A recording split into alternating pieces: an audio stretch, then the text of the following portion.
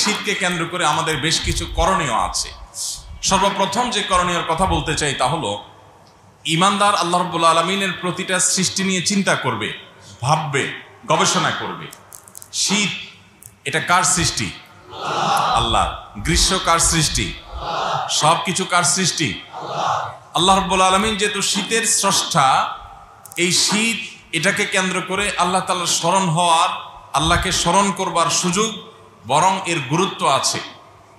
নবী করিম সাল্লাল্লাহু আলাইহি ওয়াসাল্লাম বলেছেন, সহিহ বুখারীতে হাদিস বর্ণিত হয়েছে, ইশতাকাতিন নারু ইলা রাব্বিহা ক্বালাত রাব্বি আকালা বা'দি বা'দা ফাআযিনা লাহা বিনাফাসাইন নাফাসুন ফিস সাইফি ওয়া নাফাসুন ফিশ শিতা ফাহুয়া আশাদ্দু মা তাজিদুনাহু মিনাল হার ওয়া আশাদ্দু মা তাজিদুনাহু মিনাজ জামহারি।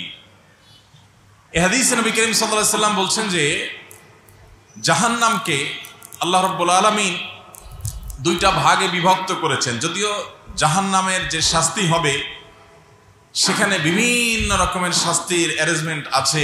মেরাজে নবী সাল্লাল্লাহু আলাইহি ওয়াসাল্লামকে আল্লাহ তাআলা জিবরিলের মাধ্যমে যে জাহান্নামের দৃশ্যগুলো দেখিয়েছিলেন, সেগুলোর বিবরণ যে তিনি আমাদের দিয়েছেন হাদিসের মাধ্যমে, সেখান থেকে আমরা জানি যে বিভিন্নভাবে জাহান্নামীদের শাস্তি হতে থাকবে, এক একজনকে এক একভাবে শাস্তি দেওয়া হবে।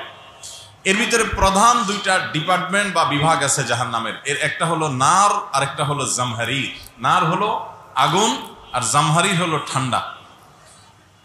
জাহান্নামে আগুন দিয়ে যেমন শাস্তি দেওয়া হবে অপরাধীদেরকে, পাপিষ্ঠদেরকে, আল্লাহর অবাধ্যদেরকে, নাফরমানদেরকে, অবিশ্বাসীদেরকে, ঠিক একইভাবে ঠান্ডা দিয়েও, ঠান্ডার তীব্রতার মধ্যে ফেলেও শাস্তি দেওয়া হবে। আল্লাহ রাব্বুল আলামিন সেই জাহান্নাম থেকে আমাদেরকে পানাহ এবং মুক্তি নসিব করুন। এই জাহান্নামের দুটি ডিপার্টমেন্ট, এই ডিপার্টমেন্টের সবগুলো উভয়টাই আল্লাহ রাব্বুল আলামিনের কাছে একটা অভিযোগ করেছে, শিকায়াত করে অভিযোগ করে আল্লাহকে বলেছে, আল্লাহ আকালা বা'দি বা'দা, আমার এক অংশ অন্য অংশকে গ্রাস করে ফেলে। জাহান্নামের এক অংশ অন্য অংশকে গ্রাস করে ফেলে। গ্রাস করে কিভাবে বা কেন গ্রাস করে? গ্রাস করে হলো সেখানকার গরম এবং ঠান্ডার তীব্রতার কারণে। অনেক প্রাণী আছে দেখবেন, রাক্ষসে ভাবের কারণে সে স্বজাতিকে খায়, পারলে নিজের বাচ্চাকে খায়, পারলে নিজের শরীর কামড়ায়, এটাকে বলে রাক্ষসে ভাব। যখন কারো কোনো পশুর ভিতরে হিংস্রতা তীব্র আকার ধারণ করে, তখন এরকম পরিস্থিতি তৈরি হয়। মানুষের মধ্যে অনেক লোক আছে বদমেজাজি, যখন চরম পর্যায়ে পৌঁছায় তখন দেখা যায় নিজেকে নিজে শেষ করে ফেলতে চায়, আছে না? এটা হলো যখন তার ভেতরকার ক্ষোভটা তীব্র হয়। তো জাহান্নাম তো আর মানুষ বা প্রাণী না, তার তো কোনো প্রাণ নেই, কিন্তু সেখানকার যে গরম, সেখানকার যে ঠান্ডা, সেটা এত প্রচন্ড, এত তীব্র যে এক অংশ অন্য অংশকে গ্রাস করে ফেলার উপক্রম হয়। ভাইরা আমার, সে জাহান্নামের আগুনের তীব্রতা, এর ভয়াবহতা এবং দাবদাহ নবী করিম সাল্লাল্লাহু আলাইহি ওয়াসাল্লামের হাদিসের আলোকে আমরা জানি। দুনিয়াতে আমরা যে আগুন জ্বালাই, দুনিয়ার আগুনের সর্বোচ্চ তাপমাত্রা সর্বোচ্চ কত ডিগ্রি হতে পারে জানা আছে কারোর? দুনিয়ার সব আগুন তো একরকম না। চুলোর আগুন আর কলকারখানার আগুন সবগুলো কি একরকমের? সবগুলো একরকম। তো দুনিয়ার আগুন আমরা যেগুলো সচরাচর দেখি, ঘরে রান্না বাড়া মা বোনরা করেন, এগুলোর চাইতে দুনিয়াতে বহু তীব্র গরমের আগুন আছে। সেই তীব্রতাগুলো, দুনিয়ার আগুন যত তীব্র হতে পারে, সর্বোচ্চ পর্যায়ের যে তীব্রতা আছে দুনিয়ার আগুনের, জাহান্নামের আগুনের তীব্রতা এর চাইতেও 70 গুণ বেশি। আল্লাহুম্মা আজিরনা মিনান নার। আল্লাহ তাআলা আমাদেরকে জাহান্নামের আগুন থেকে পানাহ নসিব করুন। সময়ত ভাইয়ারা, তো জাহান্নাম যখন তার এক অংশ অন্য অংশকে গ্রাস করে ফেলে, এই অভিযোগ আল্লাহ রাব্বুল আলামিনের কাছে দায়ের করেছে। নবী সাল্লাল্লাহু আলাইহি ওয়াসাল্লাম বলেছেন, ফাআযিনা লাহা বিনাফাসাইন, তখন আল্লাহ তাআলা জাহান্নামকে দুটি নিঃশ্বাস ফেলার সুযোগ দিয়েছেন। কয়টা নিঃশ্বাস ফেলার সুযোগ দিয়েছেন? দুইটা। নাফাসুন ফিস সাইফি ওয়া নাফাসুন ফিশ শিতা, তার একটা হলো গ্রীষ্মকালে, আরেকটা হলো শীতের সময়। মূলত যে জাহান্নামের তো দুইটা বিভাগ আছে, নার বা আগুনের বিভাগটাকে একটা ভাব ছাড়ার সুযোগ দিয়েছেন বছরে একবার বা বিশেষ সময় একবার, আল্লাহর ইলমে আছে সেটা।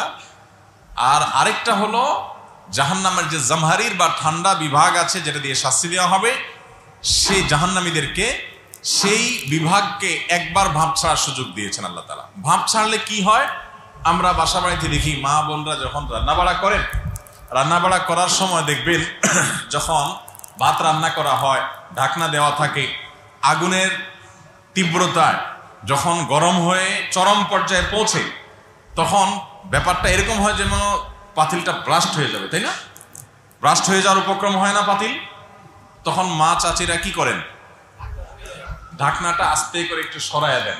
উদ্দেশ্য কি, একটু ভাবটা বের হয়ে গেলে এটার যে ব্রাস্ট হয়ে যাওয়ার যে একটা ভাব এটা একটু হলেও কমবে।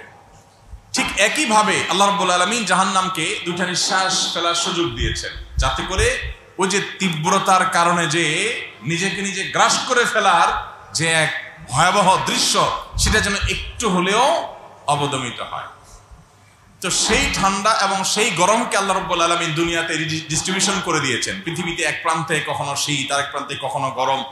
এই শীত এবং গরমকে আল্লাহ রাব্বুল আলামিন পৃথিবীর বিভিন্ন প্রান্তে কোথাও 3 মাস, কোথাও 6 মাস, কোথাও পুরো বছর, যেখানে যতটুকু প্রয়োজন আল্লাহর ইলম এবং হিকমা অনুযায়ী তিনি এটাকে বন্টন করে দিয়েছেন। তো দুনিয়াতে যত গরম আমরা অনুভব করি, দুনিয়াতে যত শীত আমরা অনুভব করি, এই শীত এবং গরম এই ঋতু যেটা আমরা ফিল করি, অনুভব করি গোটা পৃথিবীর মানুষ, এটা হলো মূলত জাহান্নামের ছাড়া সেই ভাব। জাহান্নামের ছড়া সেই ভাব। একজন ঈমানদার তিনি নবী আলাইহিস সালামের বিশুদ্ধ সূত্রে বর্ণিত হাদিস জানার পর গরমের তীব্রতা কিংবা শীতের মৌসুমে যখন প্রচন্ড শীতের দাবদাহ অনুভব করবে, শীতের তীব্রতা অনুভব করবে, শীতের যে ভয়াবহতা এটা যখন অনুভব করবে মানুষ, তখন আল্লাহ রাব্বুল আলামিনের কাছে পানাহ চাইবে জাহান্নামের থেকে এবং তার মন চলে যাবে জাহান্নামের দিকে।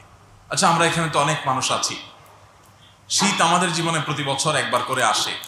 প্রচন্ড শীতে জাহান্নামের ঠান্ডার কথা মনে হয়েছে কিনা যে এই যদি হয় জাহান্নামের ছাড়া ভাপের অবস্থা, তাও তো আমাদের দেশে এত শীত হয় না, এর চেয়ে বহুগুণ বেশি শীত পৃথিবীর অনেক দেশে হয়। তো সেই শীতে যদি এই অবস্থা হয়, এটা যদি ভাপের অবস্থা হয়, পাতিলের মুখ থেকে যে ভাপটা বের হচ্ছে ঢাকনার পাশ দিয়ে, ওইটা যদি এই পর্যায়ে হয়, তাহলে পাতিলের ভেতরের অবস্থা কি আর তলের অবস্থা কি? জাহান্নামের কথা স্মরণে আসা কথা কি কথা না বলেন? কিন্তু আমাদের কয়জনের স্মরণে আসে বলেন?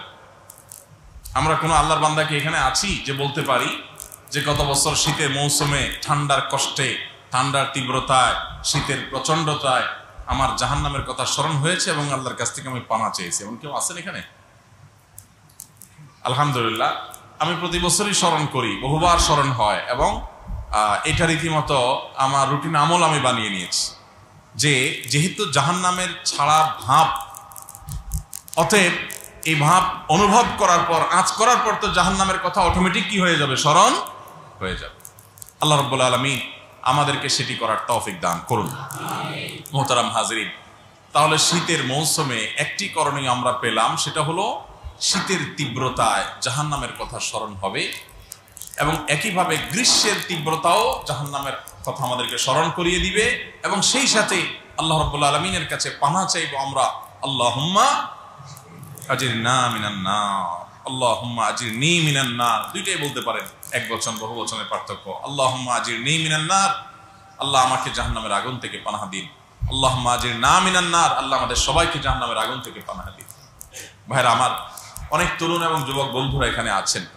এই হাদিস শোনার পর আপনাদের মনে অনেকের প্রশ্ন আসবে যে দুনিয়ার এই গরম, দুনিয়ার এই ঠান্ডা জাহান্নাম থেকে আসছে, কেমনে আসলো, কোন পাইপলাইন দিয়ে আসলো, এর কোনো বৈজ্ঞানিক ভিত্তি আছে কিনা, এটা কোনো বৈজ্ঞানিক গবেষণা দ্বারা প্রমাণিত কিনা, আর এই যে হাদিস আপনি শুনাইলেন এটার আদৌ কোনো ভিত্তি, এটার কোনো গ্রহণযোগ্য ভিত্তি বৈজ্ঞানিক আলোকে আছে কিনা।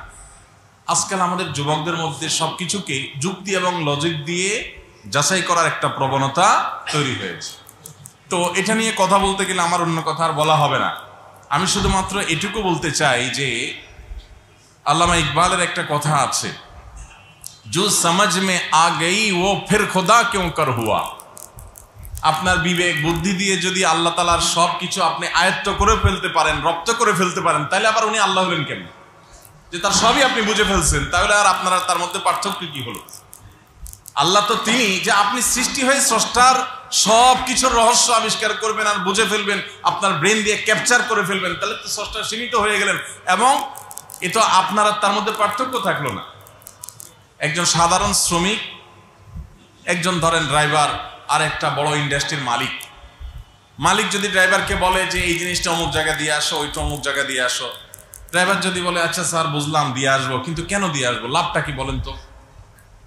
এভাবে যদি প্রত্যেক কথায় লজিকটা জানতে চায়, আর তার যদি বুঝে না আসে যে আমার মালিক কি বুঝে এই কাম করে, বুঝি না, ওই জায়গায় এটা দিয়ে আসো, অমুক জায়গায় কি লাভ, এগুলা করে অযথা করে উনি, এরকম পণ্ডিতি করা কিছু ড্রাইভার বলেন বা আপনার বিভিন্ন পর্যায়ের অফিসার বলেন, সাধারণ কর্মচারী বলেন, যে মালিকের উপরেও 1 ইঞ্চি বেশি বুঝে, এরকম অনেক লোক আছে না?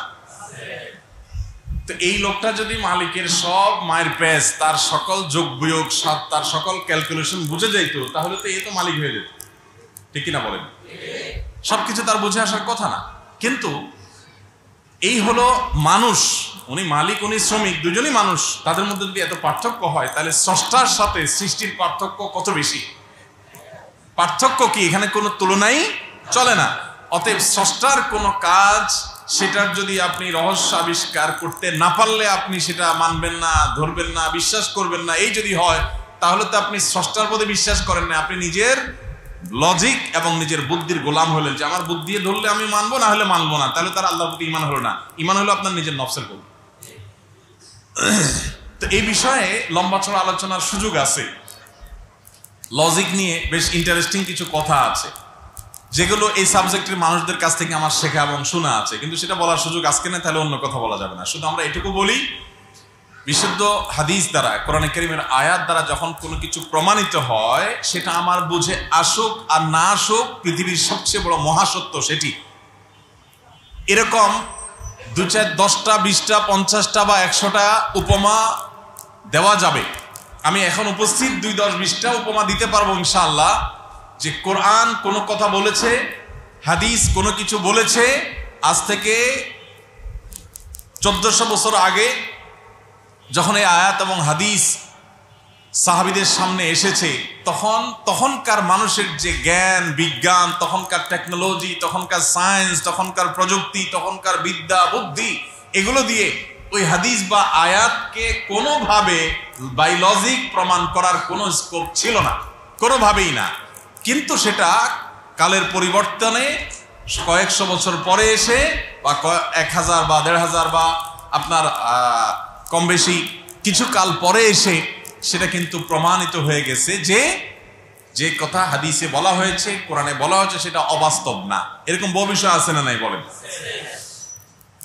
যেমন একটা ছোট্ট উপমা দেই, মানুষের আমল, কোরআন এবং হাদিস বলছে এটা মাপা হবে, মানুষের কর্ম কি করা হবে? পরিমাপ করা হবে। আল্লাহ বলেছেন ফামান ইয়ামাল মিসকালা যাররাতিন খায়রান ইয়ারাহ ওয়া মান ইয়ামাল মিসকালা যাররাতিন শাররান ইয়ারাহ। যে ব্যক্তি বিন্দু পরিমাণ বা জাররা পরিমাণ যে ব্যক্তি ভালো কাজ করবে সে এটা দেখতে পাবে, আর যে জাররা পরিমাণ খারাপ করবে সেও দেখতে পারবে। তাহলে কাজকে এখানে আল্লাহ তাআলা ওই জাররা যে পরিমাণ পরিমাপ করা হয় ওইটার সাথে তুলনা করেছে। এবং আল্লাহ বলেছেন ওয়ানাদাউ মাওয়াজিনাল কিসত লিয়াউমিল কিয়ামাহ, আমল পরিমাপ করার জন্য পরিমাপ যন্ত্র আমি দাঁড় করাবো কিয়ামতের ময়দানে। আমলকে আল্লাহ তাআলা মাপবেন। আচ্ছা, 1400 বছর আগে যখন আজকের এই সায়েন্স টেকনোলজি ছিল না, মানুষের কর্ম আবার কিভাবে পরিমাপ করা হবে এটা বোঝার কোনো উপায় ছিল? কিন্তু এখন তো আমরা কত কিছুই মাপতে পারি, আমরা জ্বর মাপি, আমরা তাপমাত্রা মাপি, আমরা অনেক কিছু মাপি, পরিমাপ অনেক কিছুর আমরা করি কি করি না বলেন? ভূমিকম্প কত মাত্রার হলো সেটা আমরা মাপি, কত কিছু আমরা এখন মাপতে পারি। তো সৃষ্টি হয়ে যদি পরিমাপের এত সব বিষয় আবিষ্কার করতে পারে, তাহলে এই সৃষ্টিকে আল্লাহ যে মেধা, যে ব্রেন দিয়েছেন, যারা সেটা দিয়ে আবিষ্কার করেছে, সেই মহান স্রষ্টা, তার জন্য মানুষের কর্ম পরিমাপ করা এটা সম্ভব, লজিক্যাল, এটা কোনো অসম্ভব বিষয় না। এরকম ওই যে বললাম কয়েকশো উপমা দেওয়া যাবে, যে কোরআন যখন এটা নাজিল করেছে তখন এটা মানুষে বুঝে আসেনি, হাদিস যখন এই কথা বলেছে তখন সেটা তখনকার সায়েন্স টেকনোলজি বিজ্ঞান দিয়ে মানুষ বোঝে না, কিন্তু একটা সময় বুঝছে। অতএব কোরআন এবং হাদিসের এই সমস্ত কথা, এগুলো যদি আপনার আমার বিবেক বুদ্ধিতে না আসে, তো আজ থেকে 500 বছর পর, 1000 বছর পর তখনকার বিজ্ঞান এটাকে প্রমাণ করবে, অথবা যদি কোনো বিজ্ঞান কোনো সময়ের সায়েন্স প্রমাণ নাও করে, তারপর আল্লাহ রাব্বুল আলামিনের এই কথা, নবী সাল্লাল্লাহু আলাইহি সাল্লামের এই কথা সত্য ছাড়া মিথ্যা হওয়ার কোনো সম্ভাবনা নেই। আল্লাহ তাআলা আমাদেরকে ঈমান আনয়ন করার তৌফিক দান করুন। মানুষ একটা সময় লজিকের পূজা, নিজের লজিকের পূজা করতে করতে এমন একটা পর্যায়ে যাবে যে মানুষ ঘরে ঘরে নাস্তিক হবে, ঘরে ঘরে আল্লাহর প্রতি অবিশ্বাসী হবে। এটা নবী সাল্লাল্লাহু আলাইহি ওয়াসাল্লাম বহু আগেই বলেছে। তো সেই ভয়াবহতা যেন আমাদেরকে গ্রাস না করে, আমাদেরকে যেন পেয়ে না বসে। তাহলে প্রথম করণীয় আমরা শীত উপলক্ষে পেলাম যে শীতের তীব্রতা এবং প্রচণ্ডতা যখন আমরা অনুভব করব, সাথে সাথে আমাদের স্মরণে আসবে যে এই শীতের মূল ঠিকানা হলো জাহান্নাম। এটি সেখান থেকে এসেছে, কিভাবে এসেছে, কোন প্রক্রিয়া এসেছে, কিভাবে ডিস্ট্রিবিউশন হয়, তার ইলম আল্লাহ তাআলার কাছে, কিন্তু হয়েছে এটি প্রমাণিত। যার কারণে একজন ইমানদার তিনি জাহান্নামের কথা স্মরণ করবেন, ঠান্ডার তীব্রতা জাহান্নামকে স্মরণ করে তিনি জাহান্নাম থেকে আল্লাহর কাছে পানা চাইবেন। আল্লাহ আমাদেরকে সে তৌফিক দান করুন। শীতের মৌসুম উপলক্ষে দ্বিতীয় করণীয় হলো বেশি বেশি নফল রোজা রাখা আর রাত জেগে তাহাজ্জুদ পড়া। দিনে নফল রোজা রাখা এবং রাত জেগে তাহাজ্জুদ পড়া। শীতের সময় রোজা রাখাটা অনেক সহজ। আপনি গরমের সময় রোজা রাখাটা এতটা সহজ হবে না। শীতের সময় একে তো দিন থাকে ছোট, যার কারণে খুব তাড়াতাড়ি দিন পার হয়ে যায়। আপনি সাহারি খাওয়ার পরে দেখতে দেখতে কাজে ব্যস্ত থাকলে ইফতারের সময় চলে আসবে। আবার গরম খুব বেশি না থাকার কারণে পানির তৃষ্ণা খুব একটা হয় না, ক্ষুধা কম লাগে। তো এই জন্য শীতের সময় রোজা রাখাটা অনেক সহজ হয়। আবার রাতে তাহাজ্জুদ পড়াটাও সহজ হয়। কিভাবে সহজ হয়? কারণ শীতের সময় রাত ছোট না বড়? বিশাল বড়। অনেক বড় হওয়ার কারণে শীতের রাতে যদি আপনি একটু তাড়াতাড়ি শুয়ে যেতে পারেন, তাহলে দেখবেন অটোমেটিকলি তাহাজ্জুদ আপনার পড়া, তাহাজ্জুদ পড়াও কি হবে? সহজ হবে। কারণ বিশাল বড় রাত, 8 ঘন্টা ঘুমায়ও আপনি তাহাজ্জুদ পড়তে পারেন। শীতের দ্বিতীয় আমল হলো, স্পেশালি বিশেষভাবে শীত আসলে আপনি দিনে নফল রোজা এবং রাতে তাহাজ্জুদ পড়ার চেষ্টা করবেন। আবু হুরায়রা রাদিয়াল্লাহু তাআলা আনহু, ওমর রাদিয়াল্লাহু তাআলা সহ বহু সাহাবী থেকে বর্ণিত হয়েছে যে তারা বলেছেন, আল গনিমাতুল বারিদা আস-সাওমু ফিশ শিতা। এই হাদিসকে অনেকে নবী সাল্লাল্লাহু আলাইহি ওয়াসাল্লাম থেকে সম্বন্ধ করেছেন, অনেকে সাহাবীদের উক্তি হিসাবে বলেছেন। তবে এটি যে বর্ণিত এবং প্রমাণিত, এটা নিয়ে কোনো সন্দেহ নাই, বিশুদ্ধভাবে প্রমাণিত যে আল গনিমাতুল বারিদা আস-সাওমু ফিশ শিতা, শীতের মৌসুমে রোজা রাখতে পারা এটা হলো শীতল সুবর্ণ সুযোগ। এটাকে বলা হয় শীতল সুবর্ণ সুযোগ, মানে ঠান্ডা উপলক্ষে একটা মহা সুবর্ণ সুযোগ যে চাইলে নফল রোজা রাখা যায়। তো এই জন্য সাহাবা একরাম শীতের মৌসুম আসলে খুশি হতেন, এই জন্য যে নফল রোজা বেশি রাখা যাবে, আবার রাত জেগে তাহাজ্জুদ পড়া যাবে। গরম আসলে সেটা এতটা সম্ভব হয় না, কারণ গরমের রাত তো ছোট, তাহাজ্জুদ পড়া কঠিন, আবার দিন বড়, রোজা রাখাও কষ্টে। তো এই জন্য সাহাবা একরামের কাছে এটা বেশ লোভনীয় ছিল। একজন সিনিয়র সাহাবী তার ওয়াফাতের সময়, মৃত্যুর সময় তিনি কাঁদছিলেন, তার চোখ বেয়ে পানি পড়ছিল, মৃত্যু শয্যায় শায়িত তিনি। আশপাশে থাকা আত্মীয় স্বজন তারা বলা বলি করছিলেন যে হয়তোবা উনি দুনিয়া ছেড়ে চলে যাচ্ছেন, প্রিয়জনের মায়ায় কান্না করছেন, এখন স্বাভাবিক। তো তিনি তাদের এই কথোপকথন, আলাপচারিতা বা তাদের এই প্রশ্ন শোনার পর তিনি উত্তর করে বললেন, তোমরা যা ধারণা করেছ বাস্তবে আমি সেজন্য কাঁদছি না। বলে, কেন কাঁদছেন? তিনি বললেন যে দেখো, আমি প্রতিবার শীতের মৌসুম আসলে যে এটাকে কাজে লাগিয়ে বিশাল আমল করার সুযোগ পেতাম,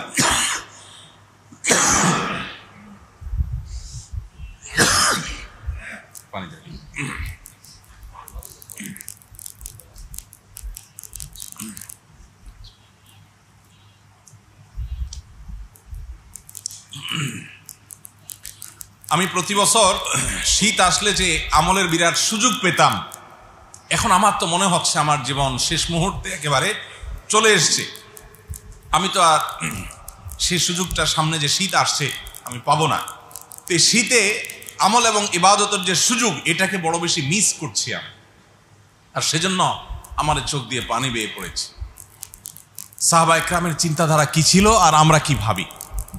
তো শীত উপলক্ষে নফল রোজা রাখার চেষ্টা করা, এ হাদিসের উপর আমল করে বহু সাহাবীরা গোটা শীতের মৌসুমে বেশি বেশি নফল রোজা রাখার চেষ্টা করতেন। বেশি বেশি তো পরের কথা, এই মজলিসে এমন মানুষ কি আছেন কেউ যে গত বছর শীতের মৌসুম উপলক্ষে একটি হলো নফল রোজা রাখছেন? সোম বৃহস্পতিবারের না, আইয়া বীজের না, সেগুলো তো সারা বছরের। শুধুমাত্র শীতের মৌসুমটা যাচ্ছে এ উপলক্ষে আমি একটা রোজা রেখেছি, এমন কোন আল্লাহর বান্দা আছেন এখানে? আলহামদুলিল্লাহ, শেখ আলী হাসান তৈব ভাই আছেন, আল্লাহ তাআলা আমাকে তৌফিক দিয়েছেন, ভাইকে তৌফিক দিয়েছেন। আর কেউ আছেন আপনাদের মধ্যে? আপনি রাখছেন রমজান মাসের রোজা? গত রমজানের রোজা রাখছেন? রমজানে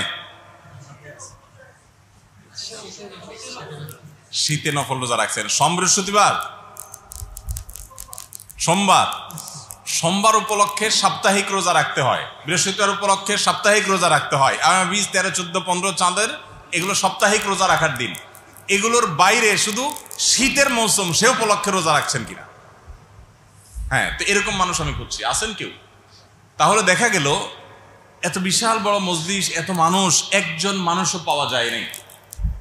ওই ক্যামেরাম্যান ভাই ছাড়া, আমার ভাই ছাড়া একজন মানুষও পাওয়া যায় নাই। আমি প্রতি বছরই চেষ্টা করি আলহামদুলিল্লাহ 2-4টা হলেও রাখার। আজকে এই মজলিস থেকে আমরা নিয়ত করি, আমাদের অনলাইনে যে সমস্ত ভাইরা আমাদেরকে এখন দেখছেন বা পরে দেখবেন, আপনারাও আসুন, নিয়ত করি। এই যে শীত আসছে, শীত শুরু হয়ে গেছে ইতিমধ্যে অনেক জায়গায়, এই শীতকে কেন্দ্র করে শীতের মৌসুম সে উপলক্ষে আমি একটা হইলেও নফল রোজা রাখবো ইনশাআল্লাহ। কে কে পাক্কা নিয়ত করছেন যে এবার এই বছর আমার শীতের মৌসুমে আমি একটা হলো রাখবো? হাত তুলে নিন। আল্লাহ তাআলা আমাদের সব হাতগুলোকে কবুল করে নিন। আল্লাহ আমাদেরকে আমল করার তৌফিক দান করুন। তাহলে শীত উপলক্ষে রোজা রাখবো তো ইনশাআল্লাহ। আরেকটা ডিউটি দিচ্ছি, সেটা হলো বাসায় গিয়ে যারা বিয়ে করেছেন তারা মিসেসকে, আর যারা বিয়ে করেন নাই তারা সহকর্মীকে, রুমমেটকে অথবা আম্মাকে, আব্বাকে, অন্য কাউকে এই দাওয়াতটা পৌঁছায় দিয়ে আমলটা করাবেন। একটা মৃত আমলকে জিন্দা করার সওয়াব পাবেন ইনশাআল্লাহ। চেষ্টা করা যাবে না ইনশাআল্লাহ? শীত উপলক্ষে একটা হলেও রোজা রাখবো। খুব বেশি কষ্ট হবে? মরে যাবো আমরা? আল্লাহ তাআলা আমাদেরকে হিম্মত দান করুন। যে আমল সাহাবীরা এত গুরুত্বের সাথে করেছেন সে আমল আমি জীবনে একবারও করি নাই। 30-40টা মৌসুম, 50টা শীত অনেকের জীবনে এসছে, কিন্তু জীবনে একটা বারও রাখা হয় না। দুর্ভাগ্যের কথা। রাখবো তো ইনশাআল্লাহ? হ্যাঁ, আমার ওয়াজ মাহফিল অথবা দ্বীনি হালাকা এই প্রোগ্রামগুলো থেকে আমাদের কিছু নিয়ে যেতে হবে ভাই, কিছু নিয়ে যেতে হবে। হুজুর তো আপনারা বালাবুরা খাওয়াবেন, খেয়ে যাবে, আবার হাদিয়া দিবেন, হাদিয়া নিয়ে চলে যাবে। আপনি কি নিয়ে গেলেন? আপনি কি নিয়ে গেলেন? আসলেন আর হুজুর দেখলেন আর খুব মন ভরে আলোচনা শুনলেন, কিছু নিয়ে গেলেন না। এটা কোনো আদর্শ দ্বীনি প্রোগ্রাম হতে পারে না। আমরা আজকে অনেকগুলো জিনিস নিয়ে যাবো ইনশাআল্লাহ। এর ভিতরে যেগুলো বলছি সবগুলোই নিয়ে যাব। স্পেসিফিকলি এই একটা বিষয়ের কথা বললাম, শীত উপলক্ষে আমরা নফল রোজা রাখবো, 1টা 2টা 4টা, যার যতটুকু তৌফিক হয়। ঠিক আছে তো ইনশাআল্লাহ? সেই সাথে তাহাজ্জুদ, এটা তো বড় কঠিন হয়ে গেছে এখন। রোজা রাখা যতটা কঠিন, তাহাজ্জুদ তার চাইতে কঠিন হয়ে গেছে, কিন্তু চেষ্টা করলে সেটা কঠিন থাকবে না ইনশাআল্লাহ। এই মৌসুমে শীত উপলক্ষে যদি আপনি একদিন রাত 9:30 9টার মধ্যে ঘুমিয়ে যেতে পারেন ইনশাআল্লাহ, অটোমেটিকলি আপনি রাত 4:45 3:30 আপনার ঘুম ভেঙে যাবে, 4টা ঘুম ভেঙে যাবে, আপনি তাহাজ্জুদ পড়তে পারবেন ইনশাআল্লাহ। চেষ্টা করা যাবে তো ইনশাআল্লাহ? আল্লাহ আমাদেরকে তৌফিক দান করুন। তাহলে শীত উপলক্ষে প্রথম আমলের কথা বলেছিলাম, আল্লাহ রাব্বুল আলামিন জাহান্নামের ভাব পাঠিয়েছেন, এটি জাহান্নামের কথা স্মরণ করিয়ে দেয়। অতএব শীতের কষ্টে জাহান্নামের কথা স্মরণ করব এবং জাহান্নাম থেকে আল্লাহর কাছে পানাহ চাইব। দ্বিতীয় আমল বা করণীয় বললাম, এটা হলো সুন্নাহসম্মত আমল। প্রথমটা হাদিসে বলা হয়নি, কিন্তু এই কষ্টে একজন ইমানদার সেদিকে স্মরণটা যাওয়ার কথা, সেই আলোকে বলা। আর এটি হলো সুন্নাহসম্মত আমল। দ্বিতীয়টা সেটা হলো যে শীত উপলক্ষে নফল রোজা রাখবো আর রাতে তাহাজ্জুদ পড়বো।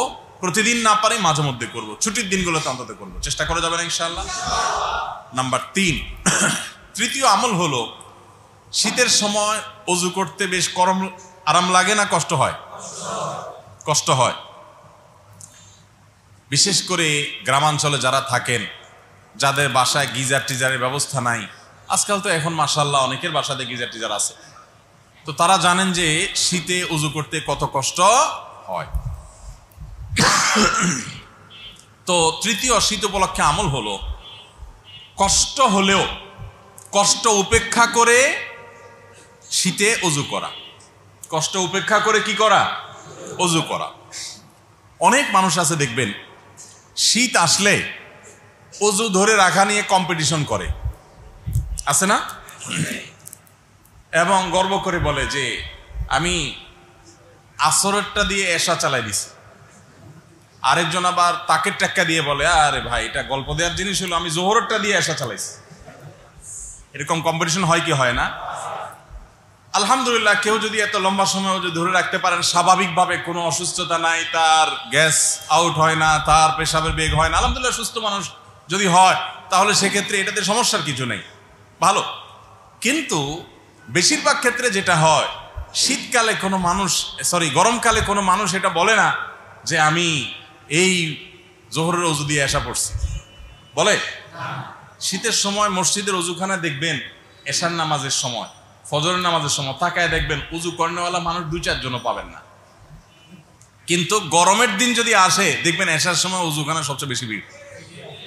কাহিনী কি? কাহিনী একটাই, যে শীতের সময় উজু করতে কষ্ট হয়, সেজন্য চেপে চুপে উজু ধরে রাখার চেষ্টা করি আমরা। মনে করেন মাগরিবের পরে পেশাবের বেগ হয়েছে, গ্যাস আউট হওয়ার একটা সম্ভাবনা তৈরি হয়েছে, তো তখন হার্ড হয়ে যায়, যাতে কি গ্যাসটা আউট না হয়, পেশাব যেন না হয়, একটু শক্ত হয়ে যায়, জিম খিসে যায়, দাঁত খিসে যায়, কোনো রকম একটু ধরে রাখে, আর ঘড়ি দেখে আর 20 মিনিট, আর 20 মিনিট, আর 15 মিনিট, কোন রকম এশার নামাজটা তাড়াহুড়ো করে পড়ে শেষ করতে পারলে এবার যায় সব ছেড়ে দেয়। এই প্রবণতাটা আমাদের মধ্যে আছে কিনা বলেন? বেশিরভাগ মানুষের মধ্যে এই প্রবণতা আছে। এই প্রবণতাটা কি ভালো না খারাপ? এটা দ্বীনি ধর্মীয় দৃষ্টিকোণ থেকেও খারাপ, আবার স্বাস্থ্যগত দৃষ্টিকোণ থেকেও এটা আমাদের স্বাস্থ্যের জন্য কি ভালো না খারাপ? অনেক খারাপ, অনেক ক্ষতিকর। তো যার কারণে শীতের গুরুত্বপূর্ণ একটা করণীয় হলো যে শীত আসলে কষ্ট এবং শীতের ঠান্ডা এগুলোর ভয়ে অজু ধরে রাখা, চেপে চুপে ধরে রাখার চেষ্টা না করে, বরং অজু যদি ছুটে যাক, আপনি অজু করে ফ্রেশ অজু দিয়ে ফ্রেশ মুডে আল্লাহর সামনে দাঁড়িয়ে নামাজ পড়বেন। আচ্ছা, আপনি বিয়ে করছেন, নতুন বিয়ে করেছেন, এখন শ্বশুর বাড়ি যাবেন, প্রথম স্ত্রীর সাথে বিবির সাথে সাক্ষাৎ হবে, বাসরে যাবেন। তো রাত্রে ধরেন কোনো কারণে আপনার হাত পা একটু ময়লা বালি ছালি আছে, একটু পরিষ্কার করা দরকার। আপনি তখন বলবেন যে যেই ঠান্ডা, এই ঠান্ডার মধ্যে আবার এগুলা পানি দিয়ে ধুইতে গেলে, একটু ফ্রেশ হইতে গেলে, আসছি ঢাকা শহরে সিএনজিতে বা কোনোভাবে ধুলাবাড়ি লেগে গেছে, এখন এগুলা করতে গেলে কষ্ট হয়ে যাবে, তো বাসরের ঝামেলাটা সেরে ফেলাই একসাথে সকালে করব, ফজরের নামাজের সময় একসাথে করব, করবেন এটা? ওটা করবেন না। আচ্ছা, বাসর তো পরের কথা, শ্বশুর বাড়ি ঘন ঘন যখন নতুন বিয়ের পরে যান, তখনও তো যাওয়ার আগে আনফ্রেশ থাকলে ধুয়ে মুছে ঠান্ডা তখন কোথায় পালায় যায়, পুরো ফ্রেশ মুডে যাওয়ার চেষ্টা করেন, যে শ্বশুর বাড়িতে যাবো একটু ফ্রেশ মুডে যায়, তাই না? অনেক মানুষ আছে দেখবেন যে শ্বশুর বাড়িতে যাওয়ার আগ দিয়ে শ্বশুর বাড়ির কাছাকাছি সেলুনে ঢুকে, দেখছেন?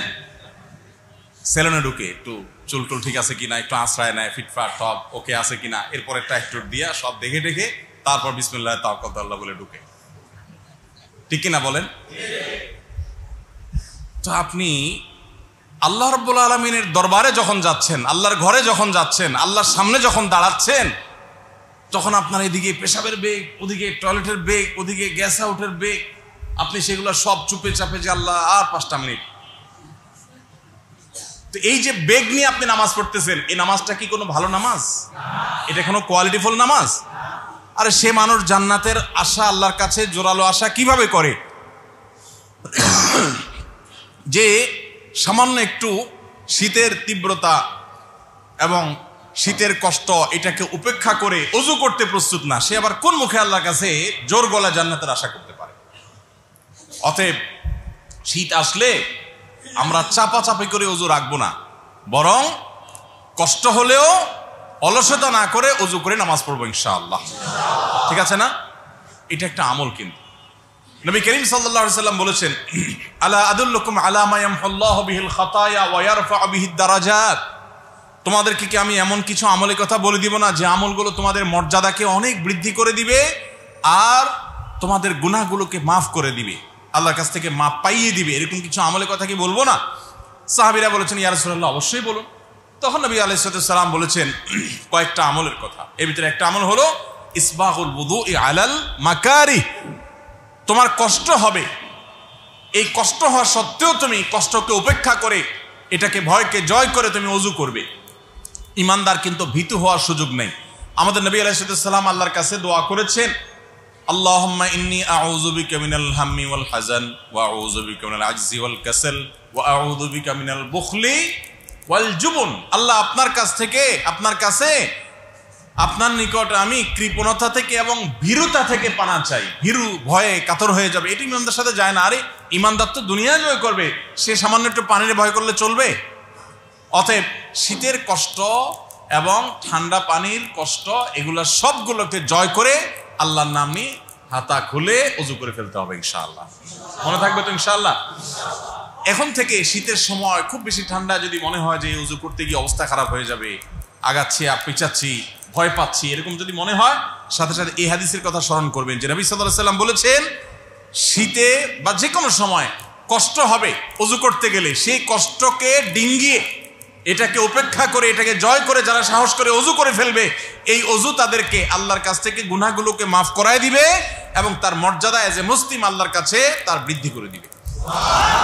এই কথা, হাদিসটা যদি আপনি একটু স্মরণ করেন, দেখবেন ইনশাআল্লাহ আপনার ভিতরে একটা সাহস আসবে, প্রেরণা আসবে, আপনি তখন অলসতা না করে ওযু করে ফেলবেন। চেষ্টা করা যাবে তো ইনশাআল্লাহ? আল্লাহ আমাদেরকে তৌফিক দান করুন। ভাইরা আমার, শয়তানের কাজ হলো ভয় দেখানো। শয়তানের কাজ হলো কি করা? ভয় দেখানো। এই ভয় দেখানোটাকে যারা জয় করে নিতে পারে, এরাই জান্নাতে যাওয়ার উপযুক্ত হয়। শয়তান সবচেয়ে বেশি ভয় দেখায় শীতের সময় ফজরের নামাজের আগে।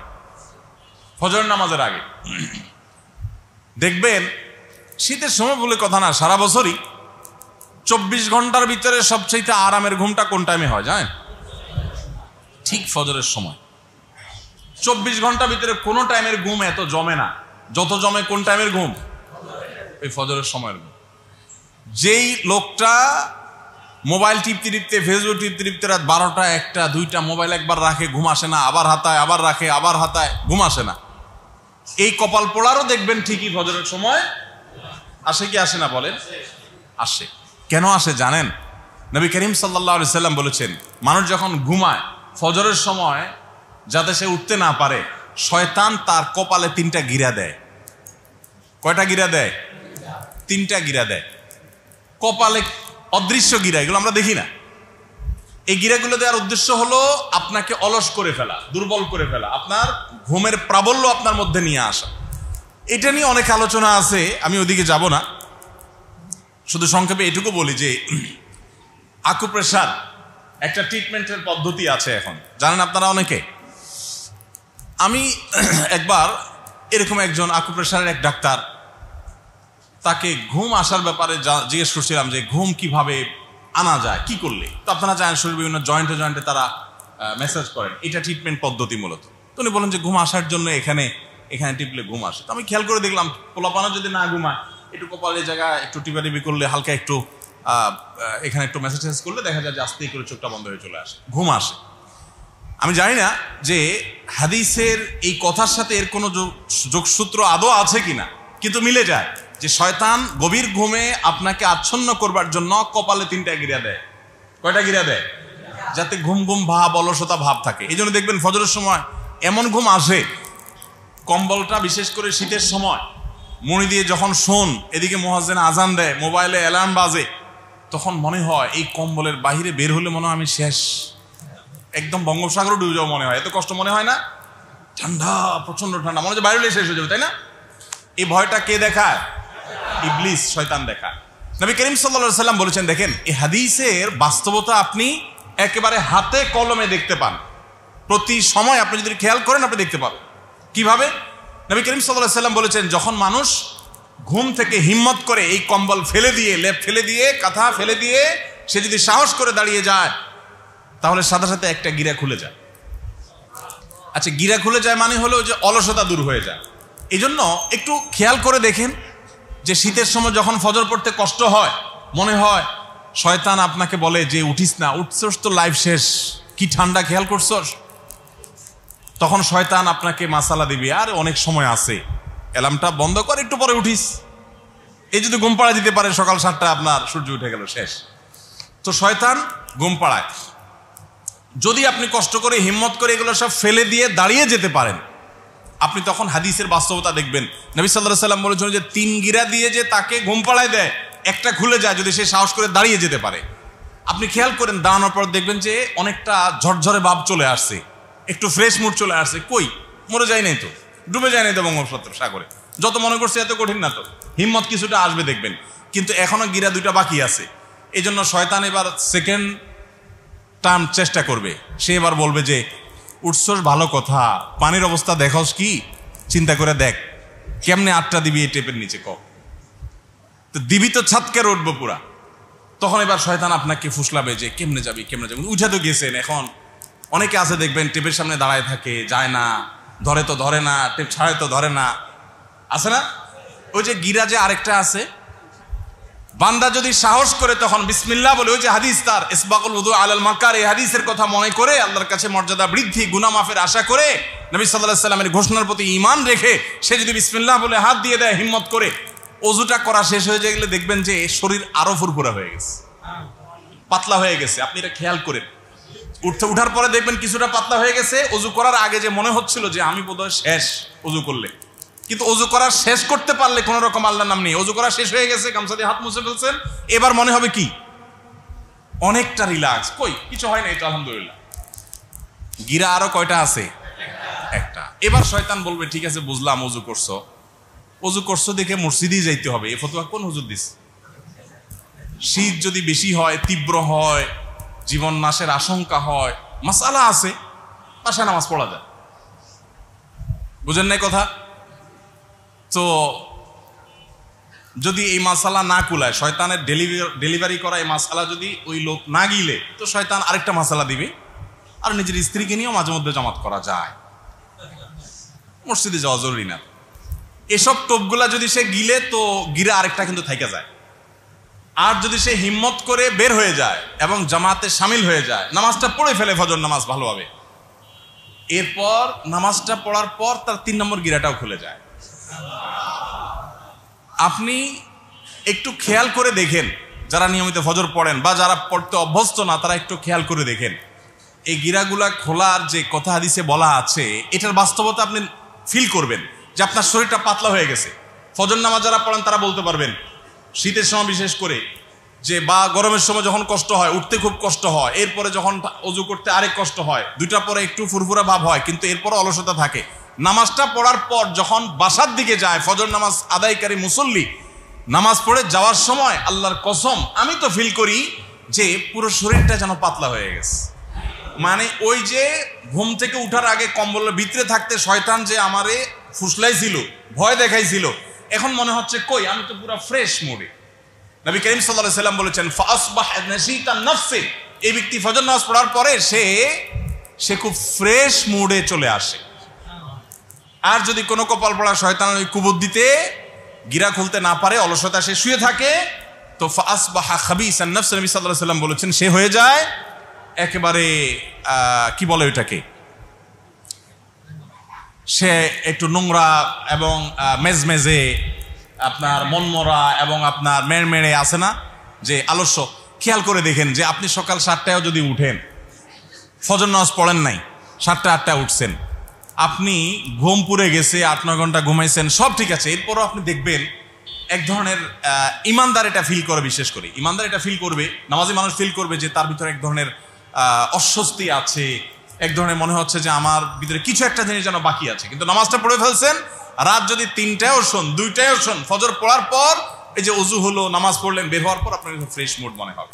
অতএব শীতের সময় কষ্ট উপেক্ষা করে ওযু এবং ফজরের নামাজ, এগুলোর প্রতি খেয়াল রাখবো তো ইনশাআল্লাহ।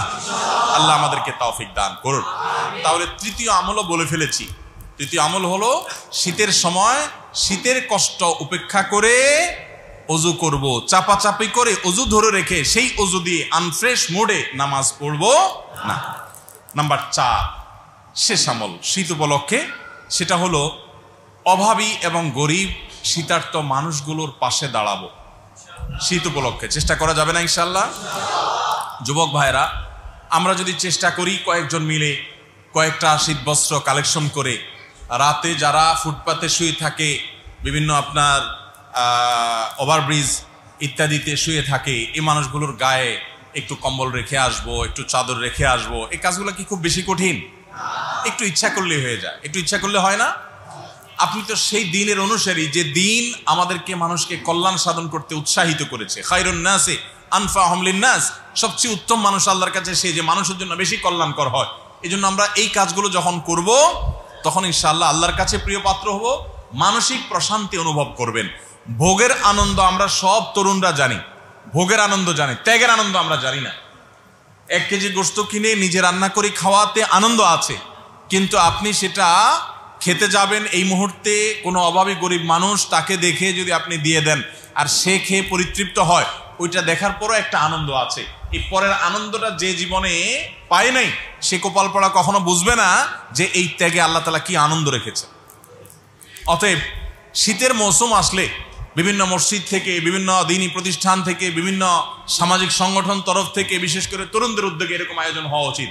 আমরা শীত আসলে অনেকে বিভিন্ন জায়গায় ঘুরতে যায়, পিকনিকে যায়, ইত্যাদি ইত্যাদি। আপনি যান, সেগুলোতে সমস্যা নেই। মাঝে মধ্যে পিকনিকের প্ল্যান করেন উত্তরবঙ্গে, চেষ্টা করা যাবে তো ইনশাআল্লাহ। আমার জীবনে ঢাকা টু সৈয়দপুর রুটে যত সফর করেছি, দেশের অন্য সব ডোমেস্টিক এয়ারপোর্ট একসাথ করলে এত সফর আমার হয় নাই। এবং এই সবগুলো সফরই প্রায় 2-4টা দাওয়াতি সফর ছিল, আর প্রায় সবগুলো সফরও ছিল এই সেবামূলক কাজের জন্য। আমি না গেলেও চলতো, অফিসের লোকজন আছে, কিন্তু আমার গেলে খুব ভালো লাগে। কারণ গরিব মানুষের মুখের যে হাসি, এটা বিশেষ করে আপনি যখন রুট এলাকাতে যাবেন, আপনি একেবারে তৃণমূল পর্যায়ে চলে যাবেন, সেটা আপনি ফিল করতে পারবেন, আপনার খুব ভালো লাগা কাজ করবে। আমি প্রায় সময় বলি যে নিজের পরিবারের সদস্যদেরকে নিয়ে একটু উত্তরবঙ্গে চলে যান, ঠাকুরগাঁ, দিনাজপুর, পঞ্চগড়, রংপুর, এই সমস্ত এলাকা চলে যান। সেখানে যে আপনি মানুষের কষ্টটা বাচ্চাদেরকে ফিল করার সুযোগ দেন। এরা মানুষ হবে, এরা মানুষের জন্য কল্যাণকামী হবে, এরা ভোগবাদী হবে না, এরা ত্যাগী হবে ইনশাআল্লাহ বিইذনিল্লাহ। অতএব যুবক ভাইরা, চেষ্টা করা যাবে না ইনশাআল্লাহ? কয়েকজন মিলে সামান্য কিছু জোগাড় করে আলেমদের মাধ্যমে ওই এলাকার ওলামাদের সাথে যোগাযোগ করে এলাকা গরিবদের মধ্যে আমরা কিছু শীত বস্ত্র বিতরণ করব এই শীতের মৌসুমকে উপলক্ষে। চেষ্টা করা যাবে তো ইনশাআল্লাহ? আর যদি এতদূর করতে না পারেন, অন্তত এই কাজটা করেন, যারা নিজের বাচ্চার জন্য শীত উপলক্ষে, শীতকে কেন্দ্র করে মোজা কিনবেন, আপনি আপনার আশেপাশে থাকা কোনো গরিব মানুষ, আপনার কাজের লোক, তাদের কোনো বাচ্চা কাচ্চা থাকলে তাদের জন্য একটু মোজা কিনেন, 1 জোড়া 2 জোড়া। পারা যাবে না ইনশাআল্লাহ? আর নিজের ব্যবহার করা কাপড়গুলো সুন্দর করে ধুয়ে পরিষ্কার করে ইস্ত্রি করে প্যাকেট করে এটা আপনি যদি কাউকে নিবেদন করেন, কমপক্ষে এটা তো আপনি করতে পারেন। চেষ্টা করা যাবে না ইনশাআল্লাহ? সবাই আমরা ব্যক্তিগতভাবে এক একজনে কমপক্ষে একজন হলেও গরিব মানুষকে শীত উপলক্ষে শীত বস্ত্র দিয়ে তাকে সহযোগিতা করব, চেষ্টা করবো না ইনশাআল্লাহ? আল্লাহ তাআলা আমাদেরকে তৌফিক দান করুন। ভাইরা আমার, তাহলে শীত উপলক্ষে এই আমলগুলো আমরা খেয়াল করে মনোযোগ সহকারে করব। আল্লাহ তাআলা আপনাকে, আমাকে, আমাদের সবাইকে আমলের তৌফিক দান করুন।